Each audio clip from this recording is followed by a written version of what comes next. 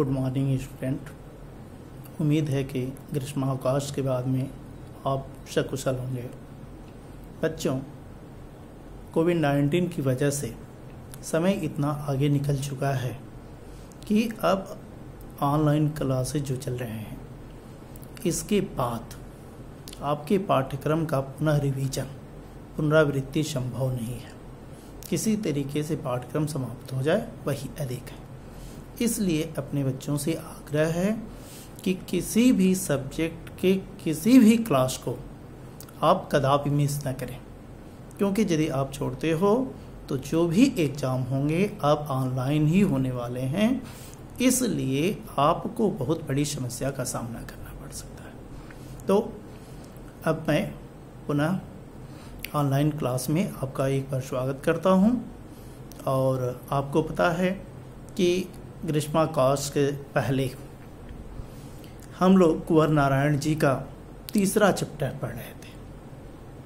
आज मैं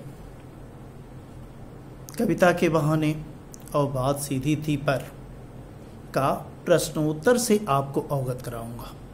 प्रश्नों का जो पाठ्य पुस्तक के जो प्रश्नोत्तर हैं उससे आप अवगत होंगे। जैसे पहला प्रश्न है कि इस कविता के बहाने बताएं कि सब घर एक कर देने के मायने क्या है। आपकी पाठ्य पुस्तक का प्रश्न है, आपकी बुक में दिया है। इस कविता के बहाने बताएं कि सब घर एक कर देने के मायने क्या है। यहाँ सब घर एक कर देने का मायने क्या है? आपसी भेद को, आपसी तनाव को भूल करके सबके साथ समानता का व्यवहार करना, सबके साथ अपनत्व की अनुभूति कराना। बच्चे गली मोहल्ले में खेलते हुए अपने पराये का भेद भूल जाते हैं। हर एक घर को अपना घर ही मानने लगते हैं। उनके अंदर किसी प्रकार का कोई भेदभाव नहीं रहता है। और कभी भी जब भी अपनी कविता लिखता है तो आपसी भेद को भूल करके समाज के जो बंधन है उससे ऊपर उठ करके क्या करता है? अपनी बात को कहता है। इसलिए दोनों में क्या है? सामंजस्य है।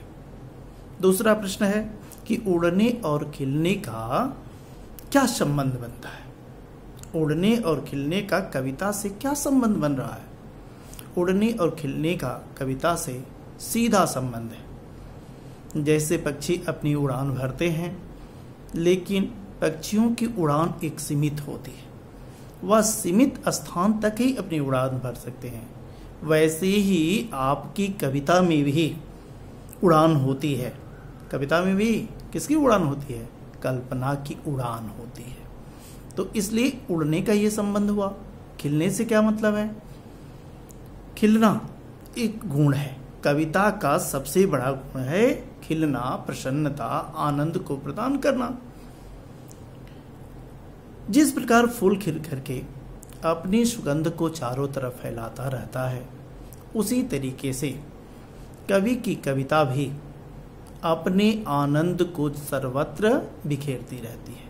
कारण यह कि आज से 300-400 वर्ष पहले की लिखी गई कविता को भी लोग उसी आनंद से तन्मय हो करके उस कविता के आनंद को ग्रहण करते हैं। तो यह उड़ने और खिलने का क्या है? कविता से संबंध है। उड़ना क्या है? पक्षी उड़ते हैं। हमारी कविता में भी क्या होती है? उड़ान होती है। वहाँ उनकी उड़ान सीमित होती है, लेकिन हमारे कविता की उड़ान जो कल्पना की उड़ान होती है वह उड़ान क्या है? असीमित है। उसकी कोई सीमा नहीं है। तीसरा प्रश्न इस कविता से बनता है कि कविता और बच्चे को समानांतर रखने के क्या कारण हो सकते हैं। कवि ने कहा कि कविता और बच्चे को समानांतर रखने का क्या कारण हो सकता है। कविता और बच्चों में क्रीड़ा कौतुक अधिक होता है। खेल खेल में बच्चे भी क्या क्रीड़ा कौतुक करते हैं, आनंद के लिए खेलते हैं और खेलते खेलते अपने पराये का भेद भूल जाते हैं। सब घर को एक समझने लगते हैं। वैसे ही कभी भी अपनी कविता जिस समय लिखता है वह भेदभाव भरी दुनिया को त्याग करके सबके कल्याण और आनंद के लिए अपनी साहित्य की रचना करता है। सबके आनंद क्या सबके कल्याण और आनंद के लिए ही वह अपनी कविता को लिखता है। तो इसलिए कविता को और बच्चे को क्या किया गया है, समानांतर रखा गया है। अगला प्रश्न इस चैप्टर से बनता है, कविता के संदर्भ में बिना मुरझाए महकने के मायने क्या है। अर्थ ग्रहण में इस प्रश्न का उत्तर आप जान चुके हैं। बिना महकने के मायने क्या है। पुष्प खिलने के बाद में अपनी सुगंधि को फैलाता है, लेकिन वह सुगंध क्या क्षणिक होता है। कुछ समय के लिए तो वो अपना सुगंध फैलाता है, लेकिन फूल ज्यों ही खिलता है वह कुछ न कुछ समय के बाद में मुरझा जाता है, गिरता है, गिरने के बाद मुरझा जाता है। लेकिन हमारी कविता में जो सुगंध होती है वह कभी समाप्त नहीं होती है, वह सुगंध उसी तरीके से बनी रहती है, चाहे पीढ़ी दर पीढ़ी आने वाले जो भी लोग हैं उस कविता के आनंद को ग्रहण करते रहते हैं। अगला प्रश्न बनता है कि भाषा को सहूलियत से बरतने का क्या अभिप्राय। कवि ने कहा कि हम अपनी भाषा को सहूलियत से बरतते हैं, लेकिन भाषा को सहूलियत से बरतने का आशय क्या है। इस कविता को आप जानते हैं कि इस कविता में दो पार्ट हैं, एक तो कविता के बहाने और दूसरी क्या है, बात सीधी थी पर। तो बात सीधी थी पर से यह प्रश्न है, क्या कर रहा है कि भाषा को सहूलियत से बरतने का अभिप्राय क्या है। भाषा को सहूलियत से बरतने का अभिप्राय है क्या, उसका सरलता, सादगी और सहजता से प्रयोग करना।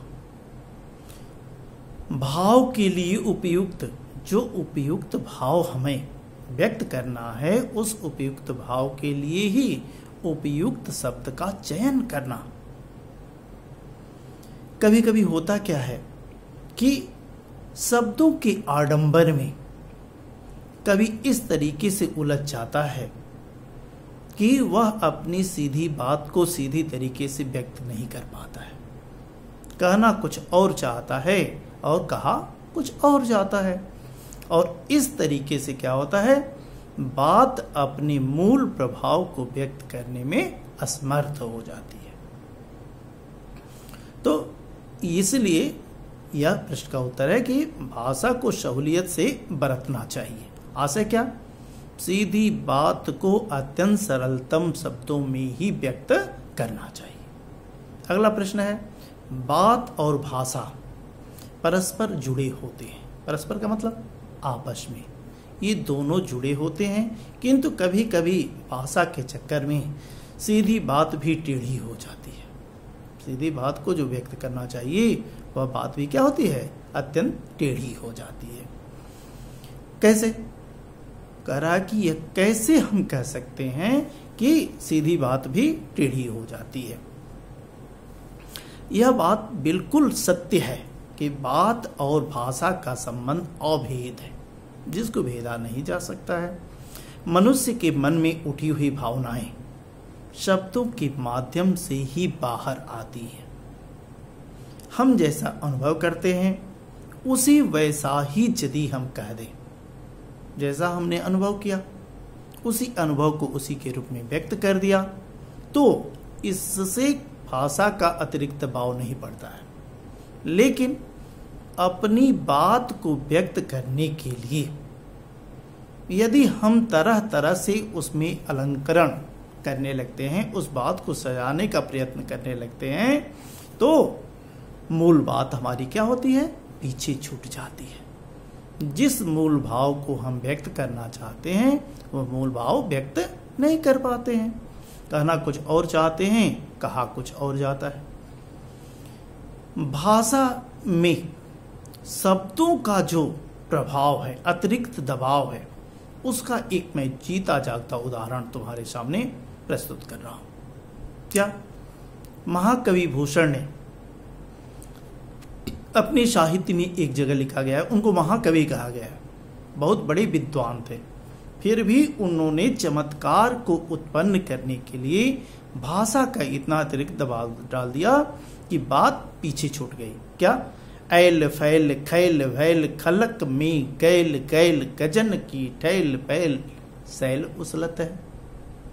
इसमें केवल हम शब्दों का आडंबर ही देख पाते हैं, अर्थ बहुत पीछे छूट जाता है। सीधी सी यह बात है कि महाराज शिवाजी की सेना चारों तरफ फैलने से क्या और हाथियों के टक्कर से पर्वत भरभरा करके गिरते हैं, लेकिन उसके लिए उन्होंने इस तरीके से अतिरिक्त बोझ को डाला है। तो हमें बात को अत्यंत सीधे सरलतम शब्दों में ही व्यक्त करना चाहिए, कभी भी भाषा का अतिरिक्त दबाव नहीं डालना चाहिए। अगला प्रश्न कह रहा है कि बात कथ्य के लिए नीचे दिए गए विशेषताओं का उचित बिंबों मुहावरों से मिलान कीजिए। आपको इसमें शब्दों का जो बिंब दिए गए हैं उन बिंबों से मिलाना है। जैसे पहला है बात की चूड़ी मर जाना। इन तथ्यों को यदि तुम समझ लेते हो तो इस चैप्टर से बिल्कुल अवगत हो जाओगे। बात की चूड़ी मर जाना, आशय क्या है? बात का प्रभावहीन हो जाना। चूड़ी मर जाना, बात का प्रभावहीन हो जाना। बात की पेच खोलना। पेच खोलना, बात को सहज और स्पष्ट कर देना। क्या है? पेच खोलना है। बात का शरारती बच्चे की तरह खेलना, यह क्या है? बात का शरारती बच्चे की तरह खेलना, इसके लिए हम किस बिंब का चुनाव करेंगे, किस विशेषता का चुनाव करेंगे? विशेषताएं दी गई हैं, तो इसके लिए सबसे उपयुक्त विशेषता यह होगी कि बात का पकड़ में न आना। अगला प्रश्न है कि पेच को कील की तरह ठोक देना, अर्थात बात में कसावट का न होना। पेच ठोकने का मतलब क्या हुआ? उसमें कसावट न होना। अगला प्रश्न इसी से बनता है कि बात का बन जाना। बात का बन जाना, उसकी विशेषता क्या है? कथ्य और भाषा का ही सही सामंजस्य बन जाना। आपकी बुक में भी इसका उत्तर दिया हुआ है। तो यह है इसके पाठ्य पुस्तक से जितने भी प्रश्न बनते हैं उनका उत्तर।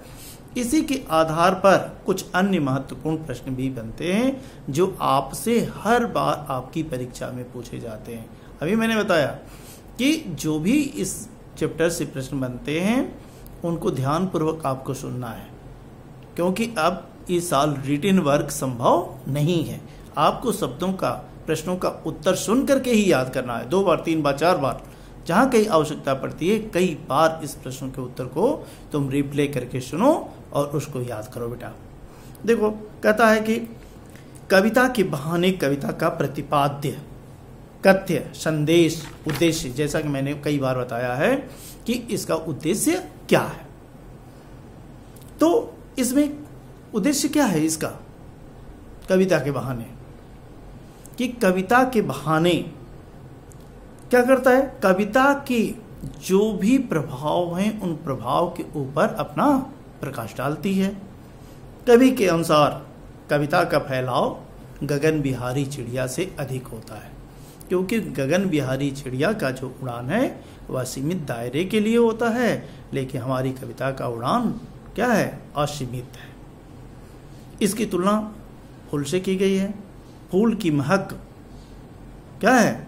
सीमित है, कुछ क्षणों के लिए है, कुछ दिनों के लिए है, लेकिन आपकी कविता का महक दिनों दिन के लिए है, यह कभी समाप्त होने वाला नहीं है। तो यह है हमारे इस चैप्टर से संबंधित प्रश्नों का उत्तर।